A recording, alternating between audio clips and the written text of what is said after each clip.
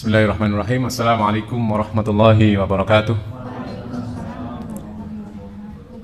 Alhamdulillahirabbil alamin. Wassalatu wassalamu ala asrofil anbiya'i wal mursalin sayyidina wa habibina Muhammadin wa ala alihi wa sahbihi ajma'in. Amma ba'du. Fa ya ibadallah, usikum wa nafsi bi taqwallah. Faqad fazal mu'minunal muttaqun. Haitsu qala tabaraka wa ta'ala fi kitabihil karim. A'udzu billahi minasyaitonir rajim. Ya ayyuhalladzina amanu taqullaha haqqa tuqatih wa la tamutunna illa wa antum muslimun. Ya ayyuhalladzina amanu taqullaha wa qulu qawlan sadida yuslih lakum a'malakum wa yaghfir lakum dhunubakum wa may yuti'illaha wa rasulahu faqad faza fawzan 'azima. Qala Rasulullah sallallahu alaihi wasallam, ittaqillaha haitsu ma kunta wa atbi'is sayyi'atal hasanata tamhuha wa khaliqin nasa bi khuluqin hasanin. Wa qala Rasulullah sallallahu alaihi wasallam, man shoma ramadhana imanan wa ihtisaban ghufira lahu ma taqaddama min dhanbi. Shadaqallahul azim wa sadaqa rasuluhul karim. Yang saya hormati bapak-bapak, sesepuh dan bini sepuh serta ibu-ibu, yang saya hormati juga DKM Masjid Al-Manar Parakan. Alhamdulillah, marilah kita senantiasa memanjatkan syukur kita kepada Allah Subhanahu wa Ta'ala, karena pada pagi hari ini kita semua masih diberi karunia oleh Allah Subhanahu wa Ta'ala berbagai macam nikmat, yaitu diantaranya adalah nikmat yang paling agung, nikmat iman dan Islam, kemudian nikmat sehat dan sempat, sehingga pada kesempatan pagi hari ini kita semua bisa melaksanakan salah satu kewajiban kita sebagai seorang yang beriman, yaitu melaksanakan sholat subuh berjamaah. Dan yang tidak kalah penting lagi, kewajiban kita di bulan Ramadan ini, yaitu melaksanakan siam. Kemudian dilanjutkan dengan kita bermajlis di tempat yang mulia ini. Mudah-mudahan pagi hari ini apa yang kita lakukan ini mendapatkan ridho dari Allah Subhanahu wa Ta'ala. Amin ya rabbal alamin. Bapak dan Ibu jamaah rahimakumullah, pada kesempatan pagi hari ini di bulan yang penuh berkah ini, marilah kita senantiasa memanjatkan syukur kepada Allah. Di antaranya syukur itu karena kita bisa dipertemukan di bulan yang penuh berkah ini. Karena ketika kita itu dipertemukan dengan bulan Ramadan, bulan yang penuh berkah ini oleh Allah Subhanahu wa Ta'ala, itu artinya Allah masih memberikan kesempatan kepada kita semua untuk bertobat kepadanya, untuk bermuhasabah, berintrospeksi diri. Jadi ada kesempatan yang dibuka oleh Allah Subhanahu wa Ta'ala kepada kita, dipertemukan di bulan Ramadan ini, itu dalam rangka supaya kita itu bisa meningkatkan kualitas ibadah kita di bulan Ramadan ini. Jadi bukan yuk kepengen ketemu boto gitu, boten Bu. Tapi dalam rangka memberikan kesempatan kepada kita, Allah memberikan kesempatan kepada kita untuk bisa menambah pahala atau menambah bekal kita untuk kehidupan di akhirat kelak. Jamaah rahimakumullah, di dalam surat Al-Hasr ayat yang ke-18 Allah berfirman, A'udzubillahi minasyaitonirrajim. Bismillahirrahmanirrahim. Ya ayyuhalladzina amanu taqullaha wal tanzur nafsum ma qaddamat lihat wattaqullaha innallaha khabirum bima ta'malun.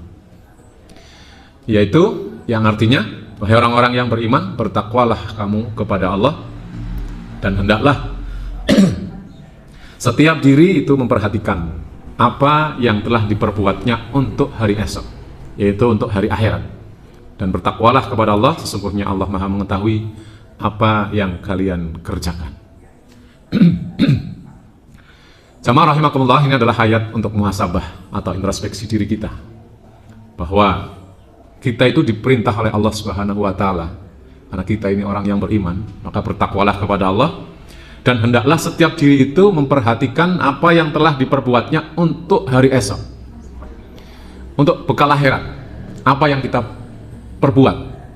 Artinya mestinya kita dalam rangka mencari bekal untuk hari akhirat, yang kekal nanti, maka mestinya kita memperhatikan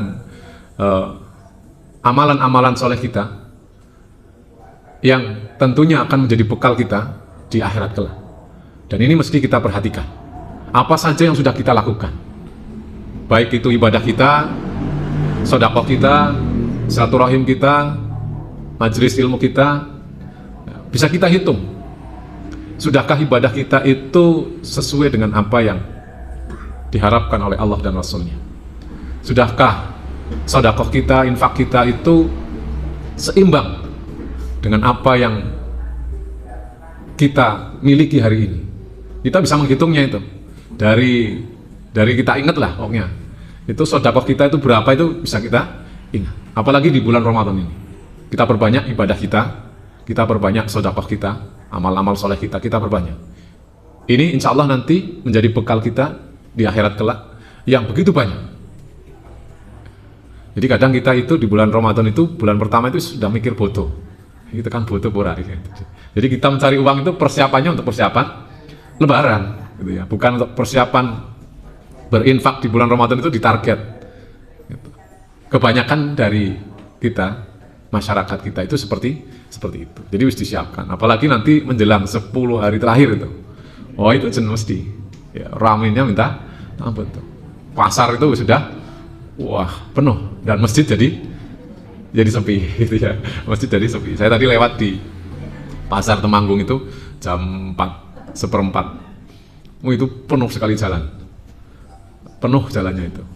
Orang yang belanja dan orang yang ngedrop sayuran itu banyak sekali sudah di jalan. Itu apalagi nanti 10 hari yang terakhir. Itu mesti kalau bahasa Jawanya berpegan gitu itu.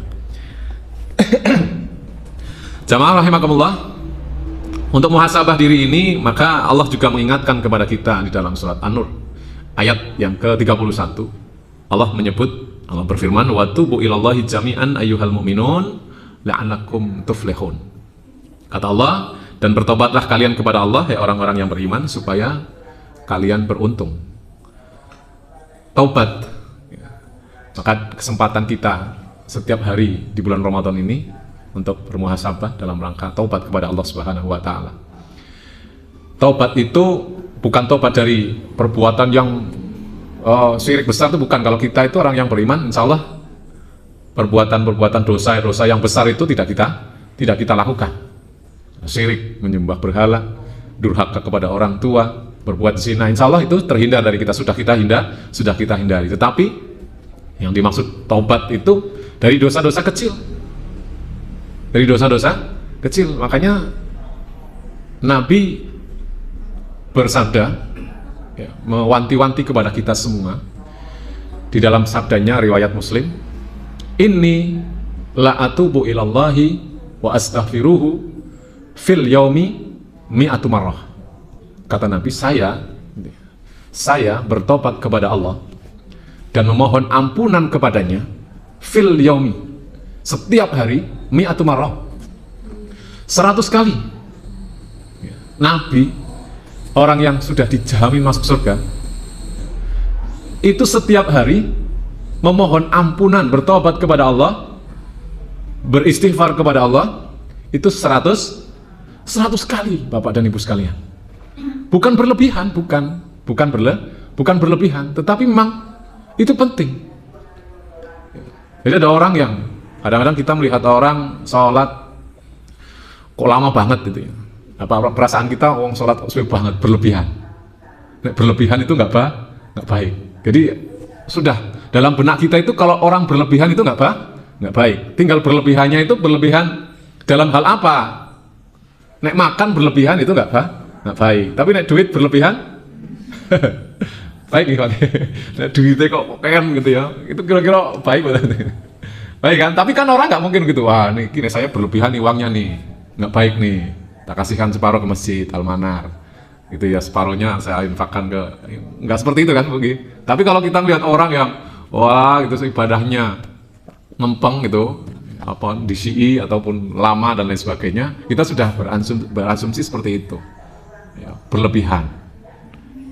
Nabi ini gitu ya, Nabi itu orang yang sudah dijamin masuk surga, sehari itu istighfarnya 100 kali. Nah kita ini istighfarnya berapa kali mestinya gitu ya? Mestinya lebih dari 100 kah? Lebih dari 100 kali. Karena diri kita dengan Rasul itu Masya Allah jauh sekali lah. Jauh sekali. Kita dibandingkan dengan para sahabat aja bukan levelnya gitu ya. Karena sahabat itu semua gelarnya itu radhiyallahu an. Gelarnya radhiyallahu an. Allah ridho kepadanya. Ya, Allah ridho kepadanya. Makanya ada sahabat Nabi yang bernama Abu Darda itu, beliau itu mengatakan tidak ada satu hal yang bahasanya itu, saya tidak mau hidup di dunia ini kecuali hanya karena 3 hal, kata beliau itu. Beliau mengatakan berlapar-lapar dan berdahaga di siang hari, kemudian sujud yang banyak kepada Allah Subhanahu wa Ta'ala, dan bergaul dengan orang-orang yang baik seperti orang-orang yang memilih buah-buahan. Jadi sahabat Abu Darda itu sampai seperti itu. Dia nggak mau hidup sehari pun di dunia ini kecuali karena 3 hal itu. Kecuali karena 3 hal itu. Dia berdahaga di siang hari. Artinya dia tuh miskin gitu ya. Sesuatu yang dicintai oleh Abu Darda itu 3 hal yang paling dicintai oleh Abu Darda itu, 1 miskin. Ini Abu Darda. Sahabat itu begitu Pak. Cinta dengan kemiskinan. 1 miskin, yang keduanya sakit, yang ketiganya tuh mati. Tuh. Itu sahabat Nabi itu sampai seperti itu. Kalau kita kan enggak, kita hidup di dunia ini kepengennya kuapeh oleh kabeh Nah iso ojo loro gitu ya. Nah iso jangan sakit, jangan miskin gitu ya. Ojo mati. Wong dongane muga-muga panjang umur gitu kan. Panjang umur ya kosek mati ini gitu ya. Meninggalnya nanti. Sahabat Abu Darda sampai seperti itu. Makanya gelarnya radhiyallahu an. Belum lagi sahabat-sahabat yang lain. Ya, ada sahabat Nabi yang seperti itu. Ya.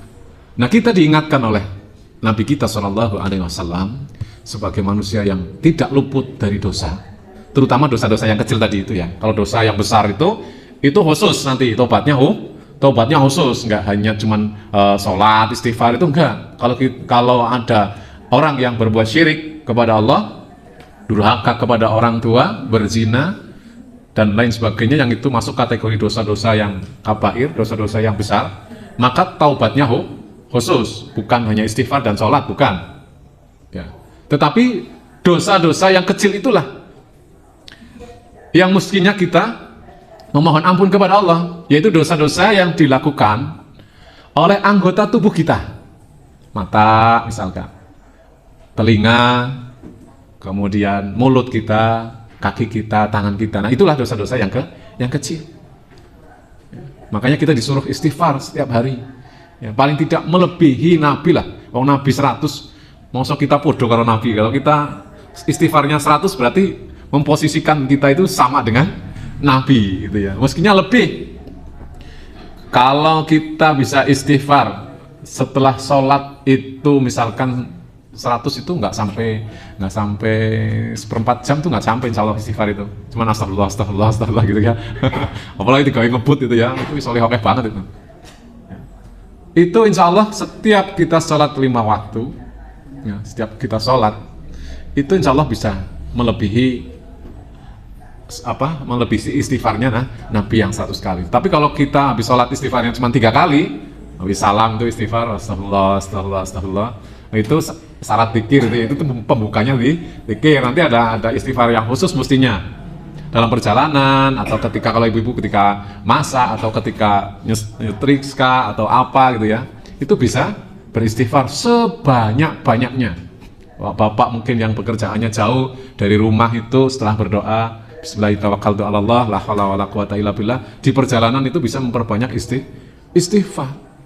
Kerja ketika tidak membutuhkan kalimat-kalimat atau tidak berbicara, kerjanya anteng gitu ya, itu bisa sambil istighfar dalam rangka yaitu berusaha untuk bisa menggugurkan dosa-dosa kita, dosa-dosa kecil kita. Karena tidak ada dosa kecil yang dilakukan itu terus-menerus. Ya, kata Nabi itu tidak ada dosa kecil yang dilakukan terus-menerus. Ya. Nek, dosa kecil dilakukan terus-menerus kan jadinya besar. Ya, kayak kita nabung itu, nabung sehari 10.000, 10.000, 10.000, 10.000, setahun jadi banyak itu udah bisa pernah nggak tuku kelambi anyar, gitu kan, foto, gitu kan. Nah, itu dosa juga begitu. Kalau kita setiap hari berbuat dosa kecil, lama-lama ya lama-lama menggunung. Nah, karena itu supaya kita dosa-dosa kita itu tidak sampai menggunung, maka Nabi memberikan kepada kita triknya atau solusinya, yaitu beristighfar setiap hari. Ya minimal 100 kali men podo karo Nabi, gitu. Dan kata Abu Darda tadi, dia bergaul dengan orang-orang yang memilih perkataan yang baik sebagaimana memilih buah-buahan. Nah, Abu Darda itu mengingatkan kepada kita supaya kita itu bergaul dengan orang-orang itu yang perkataannya itu dipilih-pilih ketika orang itu mau berbicara. Ya, sebagaimana orang itu memilih-milih buah ketika dia mau beli buah, gitu. Nah, kita mau beli buah itu mulai milih kan, ya Masya Allah gitu ya. Dipilih, dijaluk inci panen dhisik gitu ya, wis diincipi penceti kabeh gitu ya. Dipilih sing apik.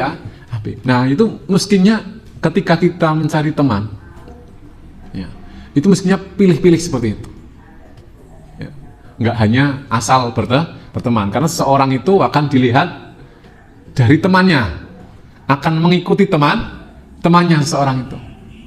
Ya, dia main slow nanti, koncone sopo, itu orang bisa menilai, makanya kita harus hati-hati. Ya kalau kita punya teman sing temennya kira rada nyeleneh, ya jangan dijadikan teman akrab.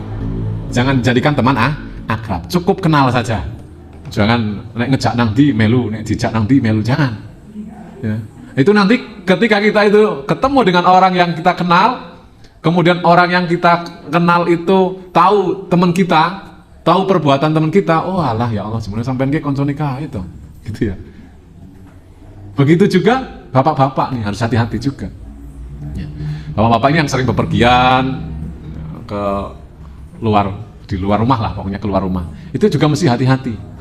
Bergaulnya hati-hati. Main slow hati-hati. Ini kalau musim hujan, lagi nyepeda, kemudian hujan, mampir gitu ya. Itu mampirnya juga mesti hati-hati. Nggak boleh sembarang mampir. Karena kalau sembarang mampir, nanti bahaya ya. Tinggal mampirnya itu di tempat apa. Ya, nanti bapak-bapak mau pakai mantel ini loh. Tapi kalau pakai mantelnya di teras tukang pijat, ya, panti pijat gitu ya. Nah, terus mampir di situ pakai mantel, ada orang lewat, temennya lewat, bapak itu kok ning panti pijat gitu ya. Atau ning tempat karaoke.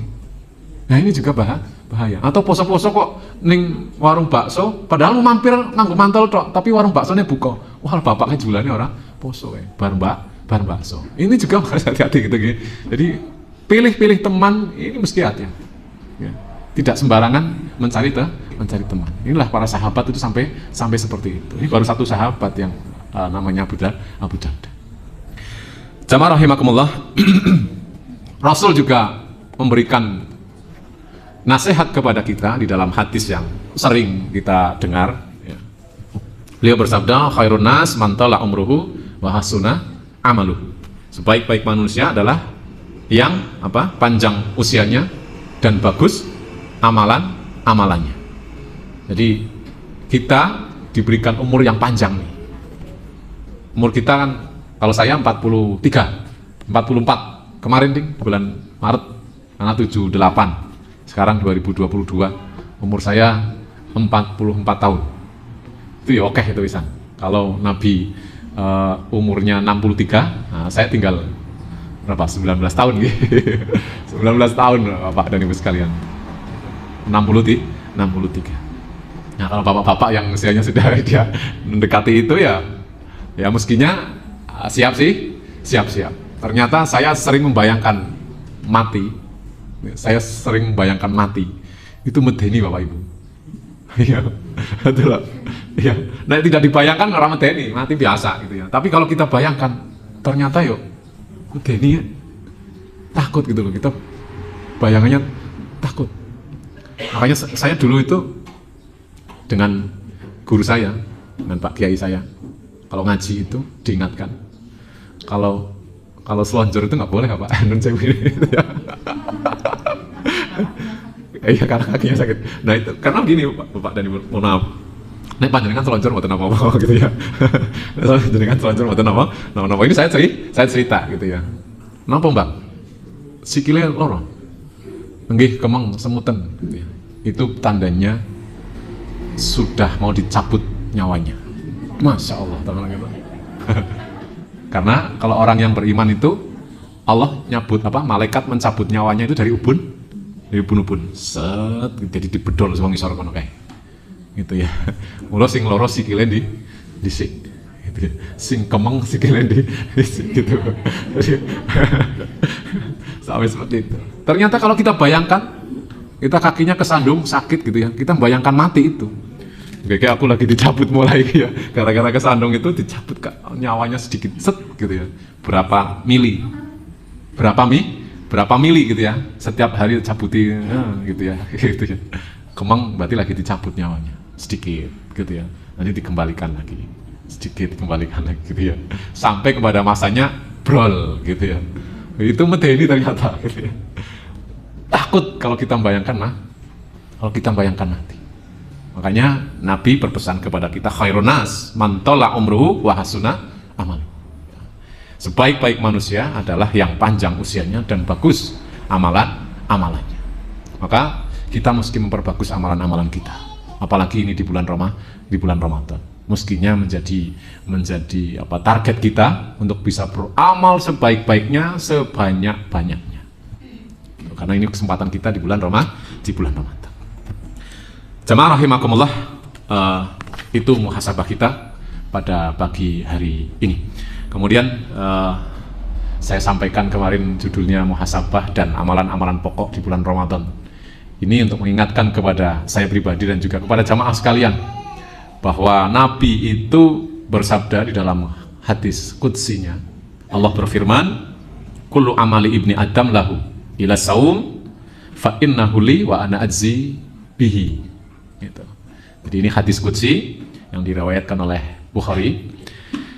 Rasul bersabda melalui lisan Nabi SAW. Ini langsung, kalau hadis qudsi itu Allah langsung menurunkannya kepada Nabi, tidak melewat. Kalau yang lewat malaikat Jibril itu Al-Quran, namanya wahyu. Semua amal manusia, kata Allah, adalah miliknya kecuali puasa. Sesungguhnya ia adalah milikku dan aku yang akan memberikan balasannya. Jadi amalan-amalan kita yang kita lakukan setiap hari selain puasa Ramadan ini itu adalah milik kita, ya. milik kita. Kecuali puasa, ila saum kata Allah, ya. Kecuali puasa. Karena puasa itu nanti fa innahu li, ya. Puasa itu punya Allah, ya. Puasa itu punya Allah, ya. Wa ana ajzibihi, dan saya yang akan memberikan balasannya. Saya yang akan memberikan ganjarannya. Oleh karena itu di bulan Ramadan ini, nah kita siam ini mesti hati-hati. Karena Allah sendiri yang akan menilai, bukan orang lain. Ya, bukan orang lain. Ya. Allah sendiri yang akan menilai puasa kita. Maka perbagus puasa kita, hindari perbuatan-perbuatan yang bisa membatalkan puasa kita. Yang bisa membatalkan puasa kita. Kita bisa mengaku berpuasa kepada orang lain, atau orang lain bisa mengatakan kepada kita berpuasa, itu bisa saja. Tetapi sejatinya dia tidak berpuasa, bisa jadi karena Allah sendiri yang menilainya. Maka kita mesti berhati-hati. Jamaah rahimakumullah. Maka di dalam Al-Quran, surat Al-Baqarah ayat yang ke-183, ini yang populer, kalau Ramadan pasti ayat ini marak di mana-mana. Ya. Disebutkan di situ, ya ayyuhalladzina amanu kutiba alaikumusiyam kama kutiba alal ladzina min qablikum la'allakum tattaqun. Wahai orang-orang yang beriman, diwajibkan atas kamu berpuasa sebagaimana diwajibkan atas orang-orang sebelum kamu, la'allakum tattaqun, supaya kamu bertakwa. Bertakwa. Nah, jamaah rahimakumullah, ada kalimat di situ la'ala. Kalimat supaya. Supaya itu adalah harapan. Kalau orang berharap itu bisa dapat dan juga bisa enggak. Ya toh, Pak? Kalau kita mengharap itu bisa mendapatkannya, bisa juga tidak.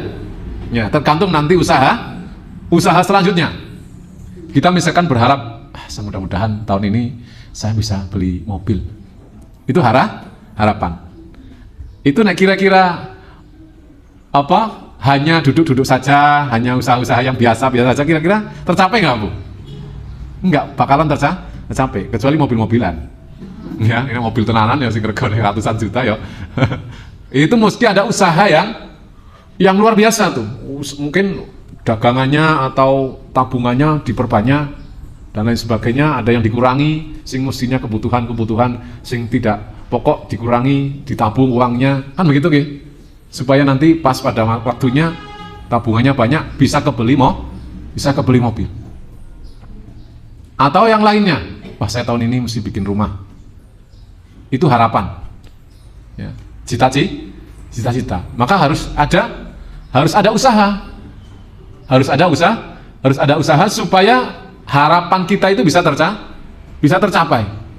Kalau kita mau ke Magelang aja, ya berharap bisa ke Magelang saja, mesti ada usaha. Ya kalau nggak naik sepeda sendiri, ya disupiri bapak atau disupiri kalau bis gitu dan lain sebagainya, hingga bisa kita sampai ke Magelang. Maka di sini kalimat la'alakum tattaqun, supaya kamu menjadi orang yang bertakwa. Kalimat takwa itu, gelar takwa itu itu mesti ada usaha dari kita. Di antaranya kita melaksanakan siam di bulan Ramadan ini. Ini usaha kita supaya kita ini menjadi orang yang bertakwa. Maka nanti setelah Ramadan ya, kita mendapatkan gelar takwa atau tidak, nanti bisa kita rasakan. Ya, bisa kita rasakan. Makanya paling tidak ada beberapa amalan-amalan pokok yang mesti kita kerjakan di bulan Ramadan ini dalam rangka menambah pahala siam kita tambah. Kita sudah siam di bulan Ramadan ini, maka kita tambah amalan-amalan yang nantinya itu harapannya setelah Ramadan, setelah kita melakukan ibadah siam, itu kita mendapatkan predikat orang yang bertakwa. Ya. Maka amalan-amalan pokok kita paling tidak nih ada 3 lah. 3 saja yang kita sampaikan pada pagi hari ini, mudah-mudahan nanti pas waktunya.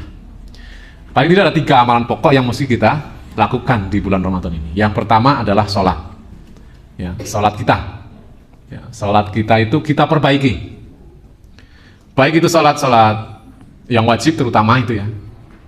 Atau ditambah dengan sholat sunnah kita.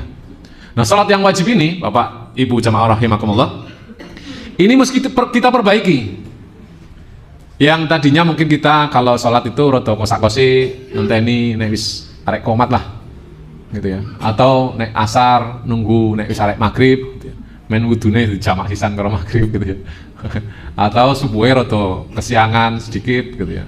Karena tangine wis kawanan gitu dan lain sebagainya. Maka di bulan Ramadan ini kita berusaha untuk sholat itu di awal waktu. Ya, sholat itu di awal waktu. Dan kalau bisa berjamaah. Ya, kalau bisa berjamaah. Usahakan untuk bisa berjamaah. Ya. Supaya apa? Supaya kualitas sholat kita itu meningkat. Ya, belum lagi kita tambah dengan sholat sunnah yang lain. Ya. Kenapa kok mesti sholat yang pertama, amalan-amalan yang pokok di bulan Ramadan ini? Karena Nabi berpesan juga di dalam di dalam hadis yang diriwayatkan Ibnu Majah. Beliau bersabda, wa'lamu anna khaira a'malikum as-shalah. Ya. Wa'lamu anna khaira a'malikum as-shalah. Ketahuilah sebaik-baik amalan bagi kalian as-shalah adalah salat. Amalan yang paling baik bagi seorang yang mukmin, orang yang beriman itu adalah salat. Nah, salat itu ukuran orang itu baik atau tidak, itu menjadi ukuran, menjadi barometer seorang itu. Kalau salatnya baik, maka orang itu sudah pasti dia akhlaknya juga baik. Ya, karena kalau salatnya baik itu semuanya ikut. Ya. Orang kalau sholatnya baik itu semuanya ikut. Ya. Adapun ada orang yang sholat tapi akhlaknya nggak baik, itu karena sholatnya mungkin tidak baik juga, nggak berkualitas. Ya. Makanya mesti kita perbaiki salat kita. Kalau kita sudah sujud kepada Allah dengan baik, ya, maka yang lain pun juga akan mengikuti. Nek wis salat khusyuk kok sing lain mulut kita dan lain sebagainya itu tidak dijaga, ya, nah itu berarti belum baik salatnya. Ya. Artinya tidak takut dengan dosa. Salatnya tidak berefek. Ya. Karena Nabi sudah memberikan kabar kepada kita sebaik-baik amalan bagi kalian itu adalah salat. Ya. Jadi mesti kita perbaiki salat kita, terutama salat-salat yang sunnah itu juga di bulan Ramadan ini kita perbaiki. Ya, kita perbagus. Ya. Terutama yang rawatib. Yang 12 rakaat. Ya, 12 rakaat itu 2 sebelum subuh, 4 rakaat sebelum zuhur, ya, 2 rakaat setelah zuhur, terus 2 rakaat setelah sholat maghrib, dan 2 rakaatnya setelah sholat isya. Kata Nabi, dia akan dibangunkan rumah di dalam surga kalau bisa melaksanakan sholat rawatib yang 12 rakaat itu. Bukan hanya dibangunkan di surga rumah saja, Nabi juga berpesan kepada kita, barang siapa yang sholat 2 rakaat sebelum subuh, maka pahalanya itu dunia dan isinya. Ya, luar biasa Pak. Bisa sholat 2 rakaat sebelum subuh, itu pahalanya dunia dan isinya. Ya. Kalau pahalanya itu ditampakkan, orang tempat sing bisa menampungnya, karena dunia dan isinya pahalanya. Nah, kita mesti berusaha di bulan Ramadan ini, karena kita sudah dibangunkan dari jam, kalau di tempat saya itu jam 3 kurang 1/4 itu sudah dibangunin, gitu ya, sahur gitu ya, jam 3 kurang 1/4 gitu, sudah dibangunin itu. Nanti begitu jam 3, nah sudah, itu nggak ada yang bangunin lagi. Kalau sudah bangun itu ya, kalau tidur lagi ya ngalamat gitu ya. Ngalamat itu gitu ya. Ngalamat bisa jadi mepet nanti wis imsa gitu ya. Itu baru bangun karena kaget gitu ya. Kebetulan saya tidurnya itu di bawah speaker masjid. Jadi ya, karena rumah saya itu masjid, kemudian jalan itu rumah gitu ya. Jadi tidur itu di bawah speaker gitu. Jadi Ramadan ini alhamdulillah gitu ya, pas jam 3 kurang 1/4 itu mesti dengar terus nih sampai hari yang ke-12 ini gitu ya. Alhamdulillah gitu ya. Nah, ini nikmat yang tersendiri. Maka ada kesempatan di bulan Ramadan ini ya, paling tidak 30 hari. Yang 30 hari, yang 29 hari ya, ada 29 kali kita sholat 2 rakaat sebelum subuh.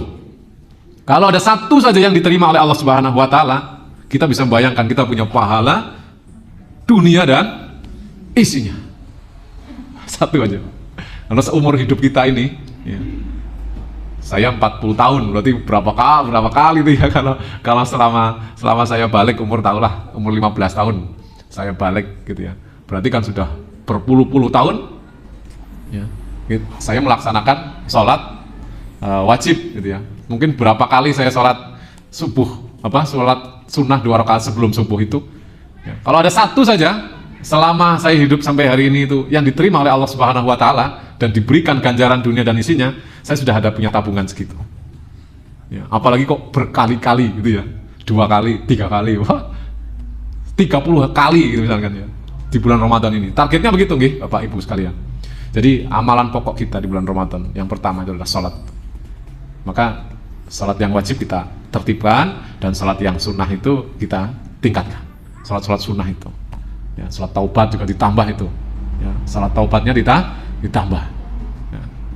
Salat duha gitu ya. Yang biasanya 2 rakaat ditambah. Kalau ada waktu luang, ya, udah sholat aja. Ya. Kalau ada waktu luang, sholat yang banyak. Gitu ya. Maka kita mengharap agar amalan-amalan kita di bulan Ramadan ini menjadi menjadi tambahan pahala kita di bulan Ramadan, atau pahala kita melaksanakan ibadah siang. Itu yang pertama, yaitu sholat. Kemudian yang keduanya, amalan pokok di bulan Ramadan yang kedua adalah berinteraksi dengan Al-Quran. Amalan pokok yang kedua di bulan Ramadan ini adalah berinteraksi dengan Al-Quran. Nabi bersabda, Iqra'ul Quran fa innahu ya'ti yaumal qiyamah syafi'an li ashabihi. Bacalah Al-Quran karena sesungguhnya ia akan menjadi syafaat bagi para pembacanya di hari kiamat kelak. Nah, di riwayat Muslim. Jadi kita perbanyak membaca Al-Quran di bulan Ramadan ini, karena Nabi memberikan kabar kepada kita, Al-Quran itu kelak akan memberikan syafaatnya kepada kita di hari akhir, di akhirat kelak. Kalau kita berinteraksi dengan Al-Quran, maka sudah dijaminlah, insya Allah Al-Quran itu akan bersaksi. Insya Allah Al-Quran itu akan memberikan syafaat kepada kita. Itu membaca, kata Nabi membaca. Iqra'ul Quran, bacalah Al-Quran. Belum lagi kalau kita bisa menghafalnya. Kalau ada hafalan-hafalan yang ada dalam diri kita, Al-Quran, berapa ayat, berapa surat, berapa juz, gitu ya. Itu akan menjadi tabungan kita juga. Akan menjaga diri kita dari siksa api neraka. Apalagi Nabi juga bersabda, berpesan kepada kita, barang siapa yang hafal surat Al-Mulk, itu di hadis Riyadhus Shalihin, yang hafal surat Al-Mulk, maka dia akan selamat. Artinya tidak akan disiksa. Masyhur ya, surat Al-Mulk itu masyhur ceritanya. Ya, banyak ceritanya orang yang hafal surat Al-Mulk itu tidak disiksa di dalam akhir, dikubur. Ya. Yang paling masyhur itu ada seorang yang mereman gitu ya, mereman, tapi dia hafal surat Al-Mulk.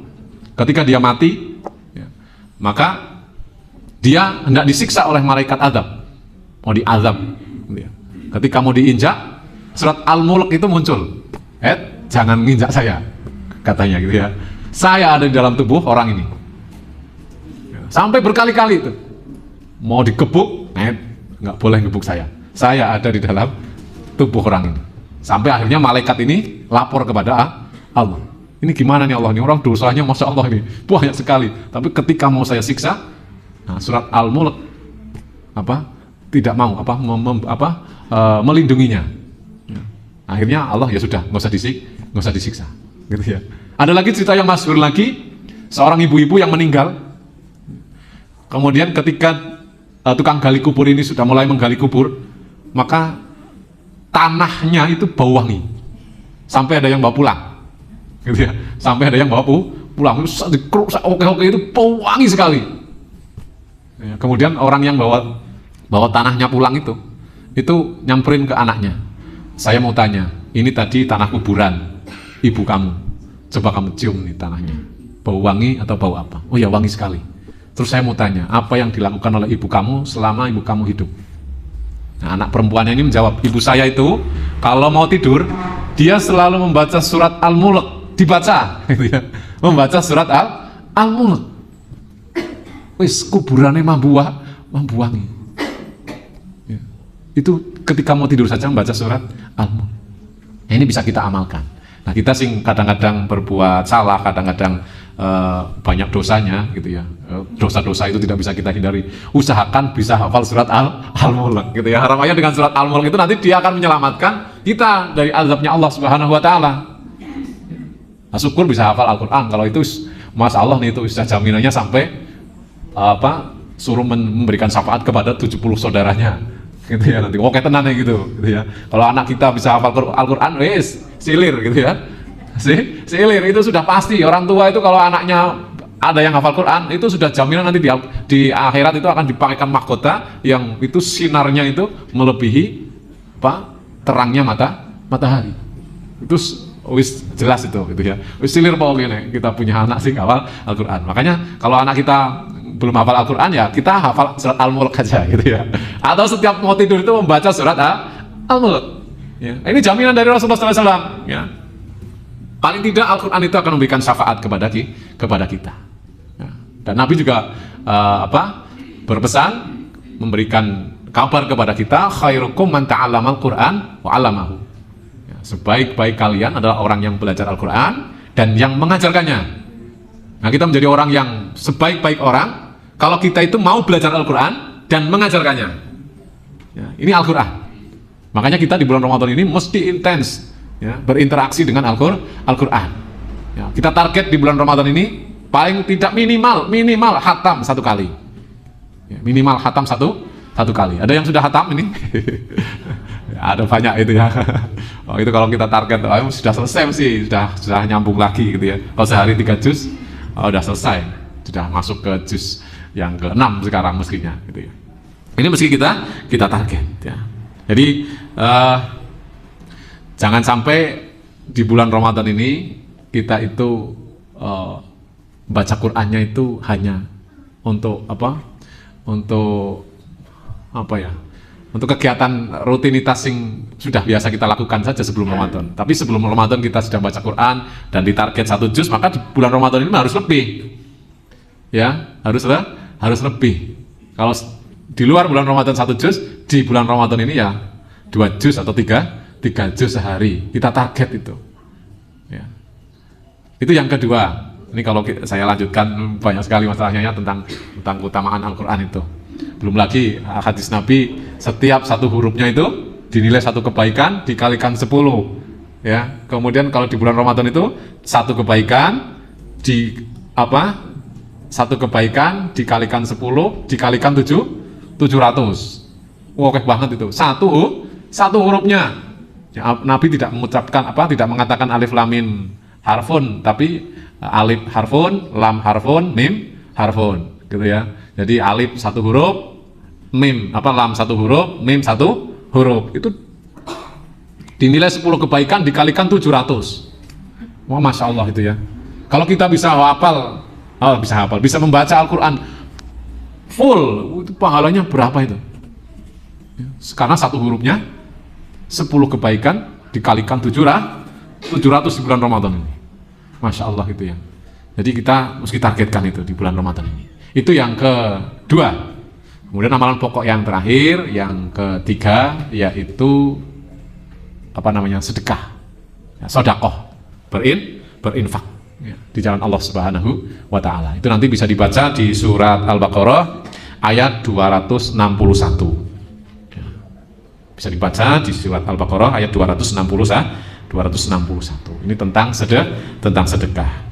Jadi di sana disebutkan perumpamaan orang yang menginfakkan hartanya di jalan Allah itu seperti sebulir biji yang menumbuhkan 7 tangkai. Ya. Seperti sebulir biji yang menumbuhkan 7 tangkai. Jadi pada tiap tangkainya itu ada 100 biji, kata Allah. Allah melipat gandakan bagi siapa yang Dia kehendaki, dan Allah Maha luas, Maha mengetahui. Itulah kalau kita bersedekah. Ya. Belum lagi pahalanya. Tadi dikalikan 700. Maka mesti kita target nih. Di bulan Ramadan ini berapa kira-kira uang yang akan kita infakkan, berapa kira-kira sodakoh yang akan kita sodakohkan. Kalau mampunya sehari 1.000 berarti 30.000 sudah kita siapkan, sehari 1.000. Kalau mampu 2.000 ya sudah kita siapkan untuk 30 hari ke depan. Ya, kalau mampu 5.000, 10.000, 100.000 harus kita siapkan. Artinya ada target. Ya. Dalam rangka la'alakum tadi itu. Dalam rangka mengharap supaya bisa menjadi orang yang bertakwa itu. Ya, harus kita target. Kalau nggak ditarget ya nanti meleset ya, bagi harapan kita bisa meleset. Ya. Makanya paling tidak di 3 ini kita terapkan atau kita lakukan amalan pokok yang 3 ini di bulan Ramadan ini dalam rangka la'alakum tatakun. Jadi yang pertama adalah salat, yang kedua interaksi dengan Al-Quran, yang ketiganya adalah sedekah. Ini adalah usaha kita dalam rangka di bulan Ramadan ini. Nanti setelah Ramadan kita bisa mendapatkan gelar orang yang bertakwa, dan itu mesti kita lakukan dengan sebaik-baiknya dan ada target. Demikian Bapak dan Ibu yang dirahmati Allah Subhanahu wa Ta'ala, itu yang bisa saya sampaikan. Kurang lebihnya saya mohon maaf. Apabila ada kebaikan itu semata-mata datang dari Allah Subhanahu wa Ta'ala, dan apabila ada kesalahan itu semata-mata dari saya pribadi yang memang banyak kekurangan dan terutama ilmu yang belum sempurna. Demikian, mudah-mudahan bermanfaat. Saya akhiri billahi taufiq wal hidayah. Subhanakallahumma wa bihamdika asyhadu an la ilaha illa anta astaghfiruka wa atubu ilaik. Lasta bi khairukum. Assalamualaikum warahmatullahi wabarakatuh.